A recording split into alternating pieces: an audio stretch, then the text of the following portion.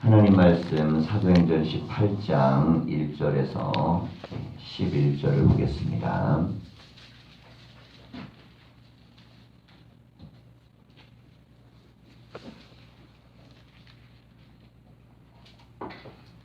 신약성경 218조.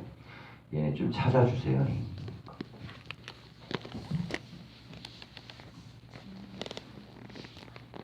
창세기부터 계속 찾으려. 사도행전 18장 1절에서 11절까지입니다.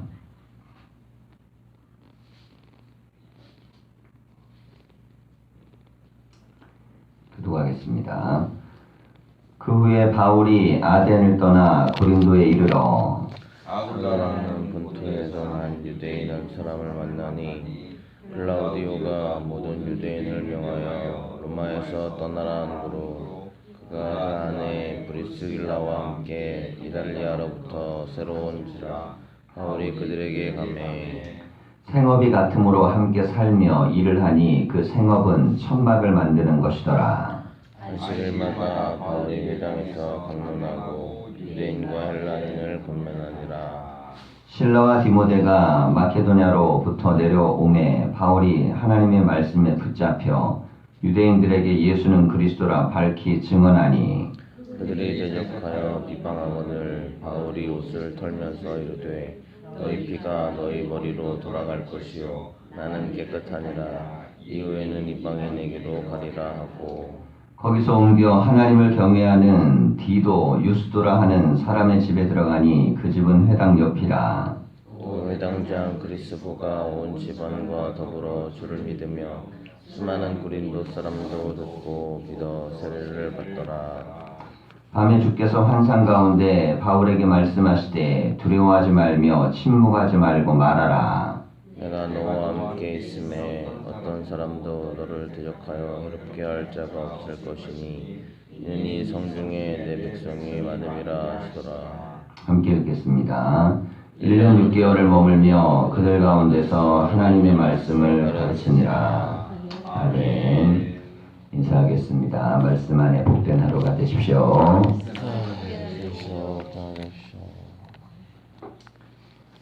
얘들이 어떻게 왔는지 궁금하시죠? 우리 집 아파트 밑에서 넷이 기다리고 있다가 내려오니까 목사님 그래갖고 깜짝 놀랐어요. 난 조용히 하라고 아파트 앞에서 밤새고 그 앞에서 그냥 기다리고 있길래 그냥 데리고 왔습니다. 그리고 새벽하고 밥 먹으러 가자고. 얘는 밥 먹으러 온 거예요. 지금 빨리 새벽이 끝나길 기다리고 있는데. 자, 오늘은 바울이 이제 고린도 지역에 가서 선교를 하는 장면인데요. 자, 그곳에서 이제 평생에 굉장히 중요한 인물들을 만납니다. 이게 이제 브리스길라와 아굴라라는 부부인데요. 이 사람들은 직업이 이 바울과 똑같습니다. 이 천막을 만드는 사람인데 하나님의 일을 할 때 이 사람들을 만나서 많은 도움을 받고 그리고 또 이 직업도 같았기 때문에 서로 많이 통하고 그랬던 사람들입니다. 그리고 나서 이제 안식일마다 바울이 회당에 들어가서 유대인들과 헬라인들에게 예수님이 그리스도다 이 말씀을 가르칩니다. 그런데 이런 가르침을 받고도 사람들이 그렇게 쉽게 변화되질 않아요. 5절 이하를 보면 실라와 디모데가 마케도냐로부터 내려오매 바울이 하나님의 말씀에 붙잡혀 유대인들에게 예수는 그리스도라 밝히 증언하니 그랬습니다. 자, 이게 말씀은요, 내가 말씀을 붙들려고 할 때가 있고 말씀이 나를 붙잡을 때가 있습니다. 자, 이게 이제 말씀에 대한 표현에 대해서 이게 마치 살아있는 인격체처럼 이제 표현을 한 거죠. 이게 이제 우리가 예를 들어갖고 성경을 읽는다 그럼 그냥 성경 읽는다 이렇게 표현하면 되고 성경을 느낀다 뭐 이렇게 표현해도 되는데 성경에 붙잡히다 이랬을 때는 그때는 그냥 이게 그때부터는 글씨가 아니고 이게 이제 살아있는 능력이 됩니다. 자, 그러니까 이제 하나님의 말씀이 바울을 그냥 붙잡아 버린 거예요. 자, 그러니까 이 바울은 이제 말씀에 의하여 살아가는 사람이 됩니다. 자, 그런데 이게 이제 왜 중요하냐면요. 사람은 누구나가 다 생각하는 대로 살 수밖에 없습니다. 근데 이게 이제 생각을 가만히 생각해 보세요. 생각은 어디에서 올까? 첫째는 생각은 이 유전적인 요인이 있습니다. 그래서 이 부모로부터 옵니다. 부모들이 생각한 걸 가르쳐 주지 않았는데도 자녀는 뭐 20년, 30년 흘러도 똑같이 생각해요. 자, 그런 경향이 나타날 때가 있죠. 그래서 이 아버지가 아들 볼 때 가장 화날 때가 언제냐면 내가 어렸을 때 싫었던 걸 얘가 또 하고 있는 거예요. 그러면 그게 아버지가 아들을 굉장히 그 순간에 이게 왜 이러지? 그러면 그냥 이게 나구나 이렇게 생각하면 되는데 그게 믿고 싫은 겁니다. 자, 심리적으로 이런 요인이 발생하는 이유는 이제 유전적으로 인간은 누구나가 다 뭐 그렇잖아요. 우리 인간이 인간으로부터 나올 때는 다 이게 몸에서 몸이 나오는 거기 때문에 이 뇌 기능도요 이미 가지고 나옵니다. 그러니까 유전적 요인이 있어요. 생각하는 것들이. 자, 그런데 이제 유전적 요인으로만 인간이 살 수는 없죠. 그래서 사람은 뭘로 사냐면 이 교육을 받아갖고 생각합니다. 그래서 어려서부터 우리가 살면서 사람은 끊임없는 생각을 교육받아요. 뭐 TV를 보면서 대화를 하면서 뭐 유치원에 가서 우리도 기억하지 못하는 수많은 것들을 끊임없이 배우고 이게 합쳐져서 어느 순간에 생각하는 법이 이제 자리를 잡습니다. 자, 이걸 뭐라고 하면 이걸 가치관이라 그래요. 그러니까 사람의 머리에 들어와 있는 이런 생각, 이 생각이 어떠냐에 따라 인생이 결정됩니다. 자, 이제 다른 동물하고 인간하고 달라서요. 다른 동물은 외적인 힘이 얼마나 좋으냐가 중요합니다. 뭐 이렇게 뭐 사자 같은 경우는 얼마나 뭐 힘이 세냐, 매 같은 경우 얼마나 멀리 보냐, 뭐 다른 동물들은 얼마나 빨리 달리냐. 자, 이런 거 굉장히 중요하죠. 근데 인간이 다른 동물과 이게 유일하게 그 능력의 차이가 나는 게 뭐냐면 이게 얼마나 뇌가 잘 돌아가느냐예요.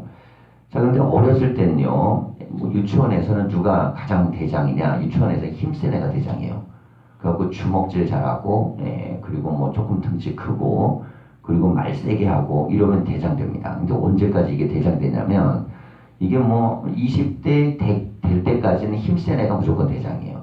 그 어디 가더라도 이게 주먹 세고 말 세고 이런 애들이 대장입니다. 근데 이제 막상 이제 성인이 돼갖고 세상에 나가면 이 대장이 바뀌어버려요.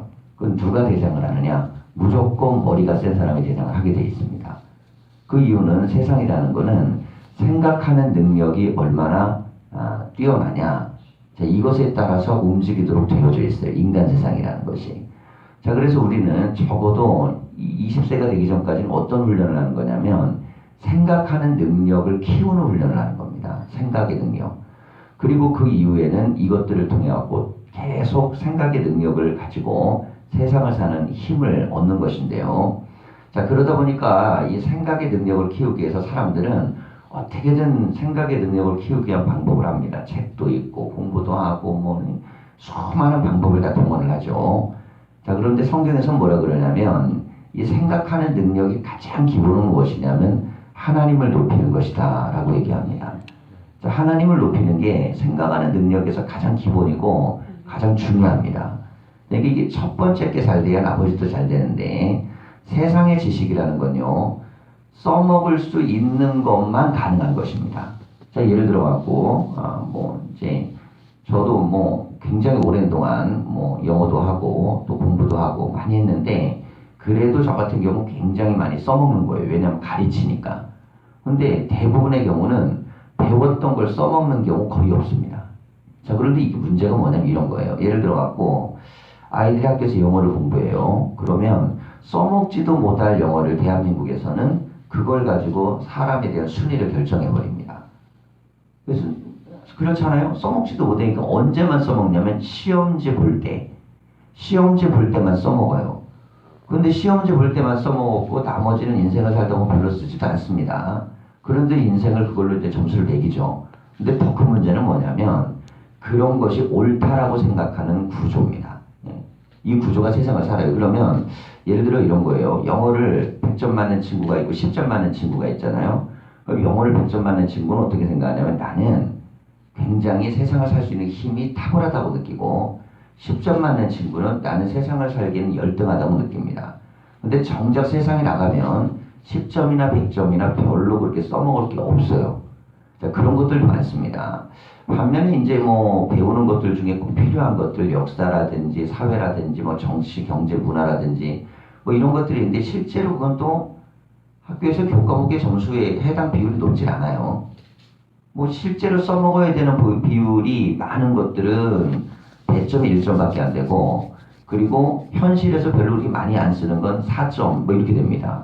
그러니까 이게 이제 굉장히 이게 뭐 좀 언밸런스하죠. 그럼 왜 이렇게 해놨느냐? 이유가 있습니다. 왜냐하면 20살이 되기 전까지의 공부는요, 그건 얼마나 써먹느냐의 공부가 아니에요. 그게 아니고 얼마나 생각하는 그릇을 키우냐의 공부입니다. 그러다 보니까 20살이 될 때까지 공부가 생각의 크기를 키우는 공부이기 때문에 여기에서 자칫 실패를 해버리면 이후의 인생에서 생각 자체가 밀려버립니다. 생각하는 능력. 생각하는 능력이 밀려버리면 인생을 살아갈 수 있는 힘이 약해져요. 자, 그래서 우리가 가치관을 키워야 되는 이유가 왜 그러냐면 생각의 그릇이 작아지면 인생을 살 수 있는 능력도 작아집니다. 자, 그래서 우리가 신앙생활을 할 때 가져야 되는 아주 중요한 이 가치관 중에 하나는 뭐냐면 내가 인생을 살 수 있을 만한 생각의 그릇을 키우게 해달라는 그런 이 믿음과 마음들이 있어야 되는데요. 자, 바울은 이 생각의 그릇을 무엇으로 키웠냐면 이 전까지는 학문으로 키웠습니다. 그래가지고 자기가 배웠던 이제 바리새인의 학문, 그리고 가말리엘 밑에서 배웠던 랍비 밑에서 배웠던 학문, 이런 것들인데, 그가 예수님을 만나고 나서 생각의 크기를 뭐로 바꾸냐면 하나님의 말씀으로 자기 인생을 바꾸기 시작해요. 자, 제가 이제 목회를 하다 보니까요, 이런 경우들이 많습니다. 학력이 현저하게 떨어지는 분들이 많죠. 예를 들어가지고 시골에서 목회하다 보면 60세, 70세 되는 분들은 초등학교도 못 나온 분들이 많아요. 자, 그런데 이런 분들이 신앙을 어려서부터 가진 분들은요, 다릅니다. 왜냐면 끊임없이 가치관을 배우는 거예요. 하나님 앞에 나와서. 근데 이 성경의 말씀을 배우고 인생에 대해서 배우다 보면 세상에서는 아까도 말씀드렸잖아요.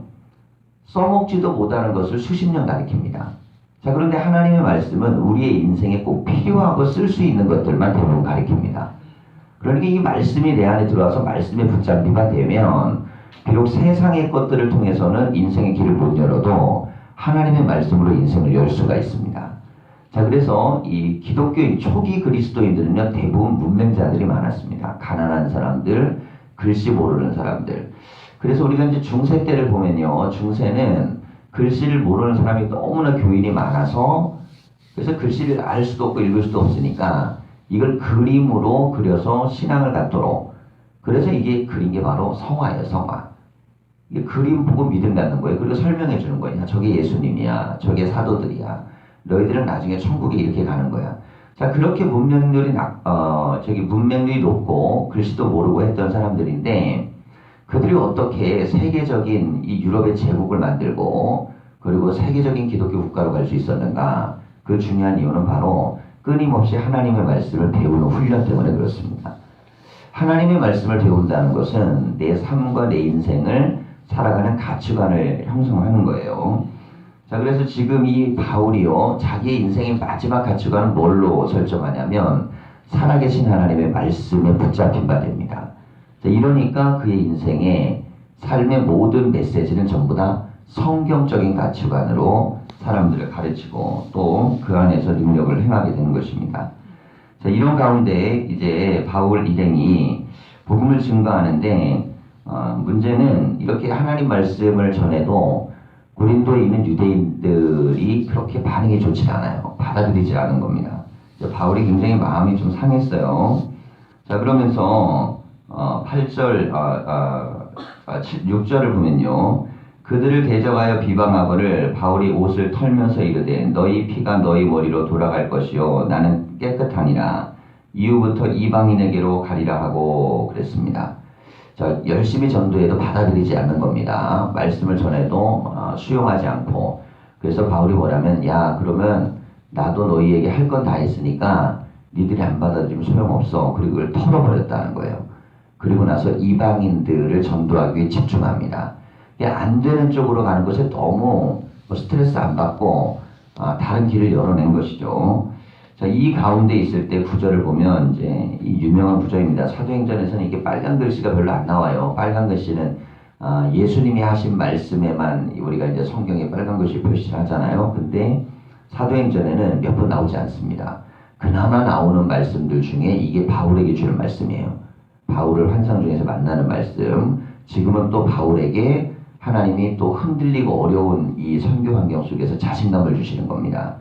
자, 그때 밤에 주께서 환상 가운데 바울에게 말씀하시되 두려워하지 말며 침묵하지 말고 말하라 그랬습니다. 이게 바울이 두려웠던 거예요. 계속 이 선교 여행을 해 나오면서 이게 어느 땐 열매가 있을 때가 있고 어느 땐 없을 때가 있죠. 어느 땐 전도가 될 때가 있고 안 될 때도 있고 어느 때는 능력이 나타날 때도 있고 아닐 때도 있고 자, 그러다 보면 이게 굉장히 두려워질 수 있습니다. 이게 바울의 마음에 이게 고린도에서 1차가 실패를 하고 말았어요. 그러니까 마음이 좀 낙심한 겁니다. 그랬을 때에 환상 중에 주신 말씀이에요. 두려워하지 마라. 그리고 침묵하지도 말아라. 그리고 말하라. 자, 우리가 교회가 가져야 될 굉장히 중요한 메시지 중에 하나입니다. 무엇이냐면 오늘날 한국 교회가요 전도하는 능력이 굉장히 약화됐죠. 가장 중요한 이유는 두려움 때문입니다. 이 두려움의 핵심은 이게 전하는 것에 대한 두려움이 있는 거예요. 듣는 사람이 이걸 들을까? 듣는다고 반응할까? 그런다 그래서 변화가 일어날까? 자, 이런 마음들이 굉장히 많아졌습니다. 실제 마음은 두려움이에요. 그런데 두려움이 아닌 것처럼 착각하는 게 더 무서운 겁니다. 그러니까 지금 바울에게 성령이 나타나서 두려워하지 말라. 바울의 마음을 딱 얘기했을 때 바울이 이걸 인정하는 거죠. 예, 두려움이 있으니까 이게 두려운 마음이에요. 여호수아가 가나안 땅에 들어갈 때 마음 상태가 두려움이었습니다. 그래서 그러죠. 두려워하지 말라. 그러니까 사람의 마음엔요 두려운 게 있어요. 근데 아닌 척 하는 거예요. 믿는 척 하는 겁니다. 믿는 척, 아닌 척, 그리고 내가 뭐 대단한 척. 그렇게 함으로 말미암아 뭐 꼭 전도를 해야 돼, 뭐 꼭 그렇게 교회를 부흥시켜야 돼, 뭐 꼭 그렇게 사람들을 많게 해야 돼, 뭐 이런 말들이에요. 요즘 뭐 이제 그 페이스북에 굉장히 이제 감리교에서는 영향력 있는 큰 교회가 목사님인데 이분이 그런 글을 올렸어요. 예전에는 막 부흥을 하기 위해 막 노력을 했다는 거예요. 막 그런데 지금은 생각이 바뀌었다는 겁니다. 생각이 바뀌어서 이제 필요한 건 제자를 만드는 거야. 제가 그 글을 굉장히 싫어합니다. 왜 싫어하냐면 그분은요 이룰 거 다 이루고 클 만큼 다 컸고 될 거 다 맞기 때문에 그런 표현을 쓸 수 있는 거예요. 한국에 있는 50% 이상의 교회가 미자립이고 그 중에 대부분의 교회들은요 재정적 자립뿐만 아니라 전도의 능력이 거의 제로 상태입니다. 그런데 이게 90% 이상의 교회가 그렇습니다. 자, 그런데 보세요. 어떤 큰 교회에서 이야기를 하는 거예요. 꼭 교회 교인이 많아져야 되는 거냐? 뭐 이렇게 얘기합니다. 자, 그거는 큰 교회는 당연히 그렇게 말을 해야 돼요. 큰 교회는 교회를 나눠갖고 작은 교회를 만들고 더 나눠가지고 부목사들한테 교회 다 나눠줘가지고 우리 한 3,000명 모이니까 300명씩 한 10개 만들어보자. 이래야 되는 거예요. 그게 맞는 겁니다. 그런데 그렇게 안 하죠. 그냥 큰 교회가 되면 그때부터 뭐 한다고 그러냐면 우리는 이제 사람들을 질적으로 성장시키는 교회가 된다고 얘기합니다. 피해가는 겁니다. 근데 정작 중요한 건 뭐냐면 밑에서 이제 정말 기도해야 되고 전도해야 되고 올라가야 되는 교회를 다 밟아버려요. 특별히 누구를 밟아버리냐. 교회 중에 부교역자들을 다 죽여버립니다. 왜냐면 부교역자들 입장에서는 그런 말씀들이 너무너무 좋아요. 그래서 한국교회 대부분 부교역자들은요 제자론을 갖고 있습니다. 양이 중요한 거에 질이 중요한 거지. 난 그걸 왜 헌신한다. 말 같지도 않은 소리를 합니다. 왜? 그게 큰 교회나 이런 영향력 있는 교회는 그렇게 하는 게 당연히, 왜냐면 그들만 이거 컨트롤하는 것도 어마어마한 일입니다. 그런데 이게 작은 교회든 조금 커나가고 이렇게 하는 교회 입장에서는요, 이거 뭐 교회 학교 맡고 있는 교육전도사들, 뭐 작은 걸 맡고 있는 모든 사람들, 이 삶의 자리에 이해를 잘해야 돼요. 자, 예를 들어갖고 뭐 그런 거 있지 않습니까? 기업도 대기업에 있는 노조가 있고요, 중소기업에 있는 노조가 있고, 노조도 없는 쬐끄만 아주 그런 뭐 재그만 뭐 그런 기업에 있는 모임들도 있어요. 다 다릅니다, 입장이. 그러니까 어느 쪽에 있는 사람들에 따라서 주장하는 걸 들으면 옳은 것 같아도 그게 또 달라요. 왜냐하면 힘 있는 세력이 되어버리면 다르듯이 교회도 마찬가지입니다. 자, 그럼 교회는 어디에 원리에 가야 되느냐? 교회는요 상황에 맞게 자기 어떻게 좋은 말을 할까를 고민하면 안 됩니다. 어떻게 멋진 말을 할까? 교회는 좋은 말, 멋진 말을 만드는 것이 아니고 교회는 그냥 성경에 있는 대로 이 성경을 갖다 믿느냐 아니냐를 결정해야 돼요. 자, 지금 바울이 뭐라 그러냐면 바울은 전도하다 낙심했습니다. 자, 바울이 평생 한 게 뭐예요? 계속 전도한 거잖아요. 그럼 뭐를 하냐? 교회 성장시킨 겁니다. 가는 곳마다. 여기 가서 개척하고 또 떠나면 또 가서 또 개척하고 또 가면 또 개척하고 계속 그 일 한 거예요. 평생 그렇게 하다 죽었습니다. 그게 그냥 성경이에요. 그러면 우리가 너무 커가지고 비대해져가지고 좀 부끄럽다 그러면 쪼개갖고 나눠갖고 주면 될 일이지, 이게 교회가 성장하고 부흥해야 되고 그리고 어떻게든 살아남아야 돼가지고 영혼을 살려야 되는 걸 갖다가 무너뜨리는 그런 행동은 옳은 게 아니에요. 근데 여기에요, 수많은 이들이 공감을 합니다. 왜? 전도하는 게 두렵거든요. 전도 안 해도 되는 말을 해주는 거거든요. 영혼을 살리지 않아도 되는 말을 해줘요. 근데 참 이게 되게 안타까운 일입니다. 한 사람이라도 영혼을 구원하고 한 생명이라도 삶을 바꿔내고 한 가정이라도 변화시키려는 그런 치열함을 가르쳐줘야지. 그걸 갖다 자기들은 이제 조금 어떻게 먹고 살만하고 커질만하고 대단해졌다고 거기서 이제 어떻게 제자가 되는지, 그게 허구인 걸 제가 왜 이렇게 말씀드릴게요. 여러분, 예수님의 제자들 보세요. 3년 동안 예수님의 삶을 따라다녔습니다. 계속 들여다봤습니다. 옆에서요, 숨소리까지 같이 잠잠을 살았습니다. 그래도 변화 안 됐습니다. 그런데 그들이 변화된 건 죽은 자를 살리신 하나님의 능력, 부활을 경험하고 그제서야 그들이 바뀌었어요. 어떻게 바뀌었습니까? 그거는 3년 전에 살았던 예수님의 교훈을 따르기로 결정한 거예요. 교인들이 뭘 몰라서 안 따라하는 거 절대 아닙니다. 뭘 못 배워서 안 하는 것도 절대 아닙니다. 무슨 책으로 제자 훈련 교재 안에서 변하지 않는 거 절대 아닙니다. 그냥 그거 하면 조금 더 세련된 것처럼 보이는 거예요. 그건 거짓말입니다. 정말 중요한 건 예수님의 부활을 믿고 욕심 부리지 않고 생명을 구원하기 위해 최선을 다하는 거예요. 큰 건 좀 나눌 줄 알고 쪼갤 줄 알면 되는 거지, 그걸 갖다가 영혼을 살리고 구원하는 마음을 두려운 채로 그대로 내비두면 안 됩니다. 그래서요, 많은 교회가요, 전도하자 그러고 부흥하자 그러고 영혼을 살리자 그러면요 별로 반응 안 해요. 근데 제자 훈련하자 그러면 막 그거 좋아합니다. 왜? 나갈 자신이 없는 거예요. 살릴 자신이 없는 거예요. 우선은 살려내고 우선은 구원하고 우선은 그들을 전도, 그 다음부터 제자를 만드는 거지. 그렇지 않습니까? 네. 수평 이동해가도 수천 명씩 빨아들인 교회가 제자 훈련한 것이고 그렇게 얘기하면 안 되죠. 네. 전혀 믿지 않는 사람들을 데려다가 아무것도 모르는 사람들을 구원시키고 기도시키고 가르치고 이러면서 하는 걸 제자훈련이라고 하는 것이지.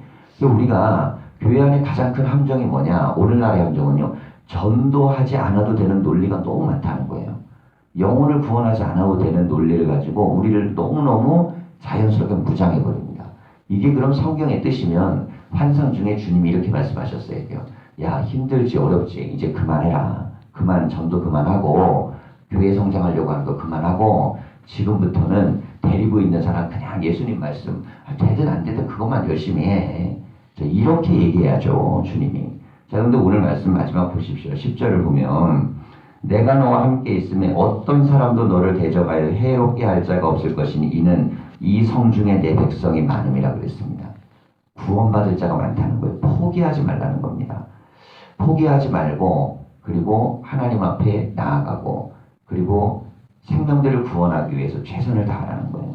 오늘 우리가 하나님 앞에 나왔습니다. 여러분, 교회가 왜 필요할까요? 교회는요, 생명을 살리려고 필요한 거고 인생을 바꾸려고 필요한 거고 누군가의 가정을 바꾸고 어느 사회를 바꾸고 국가 역사를 바꾸기 위해서 교회가 필요한 겁니다. 그럼 우리 교회에서 정말 중요한 건 뭐냐면 불신자의 땅에 복음을 심어내는 것이고 저들의 가정과 삶과 인생을 바꾸는 그런 교회들이 돼야 돼요. 그리고 나서 커지면 나누면 되는 거고 쪼개갖고 나눠주면 되는 것이에요. 하지만 우리가 이게 전도하고 반대되는 개념으로 뭘 대체하고 영혼을 살리는 것과 다른 것들로 집어넣으면서 그게 대단한 것처럼 착각하면 안 됩니다. 교회의 본질적인 건요, 어떻게든 생명을 구원하고 한 사람이라도 그리스도를 믿어 구원받는 공동체를 만들어내는 것입니다. 이거 하면서 그 다음에 제자 만드는 것이고 이거 만들면서 그러면서 거룩하게 하는 것이지, 이거 빼고 하려고 하는 건 그건 거짓말이에요. 오늘도 우리가 주님 앞에 나가는데 오늘 하루도 말씀을 붙들고 하나님 나라 확장을 위해 함께 기도하고 나아가는 하루가 되시기를 간절히 축원합니다. 기도하겠습니다.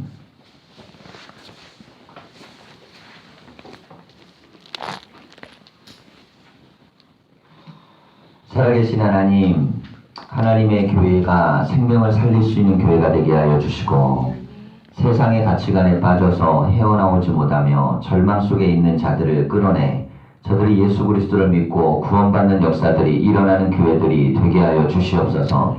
한국교회가 하나님 점점 더 전도의 능력이 약해지고 예수 그리스도의 십자가와 부활에 대한 능력을 세상에 선포하지 못하며 하나님 점점 더 무기력해져가는 세상을 살아가고 있습니다.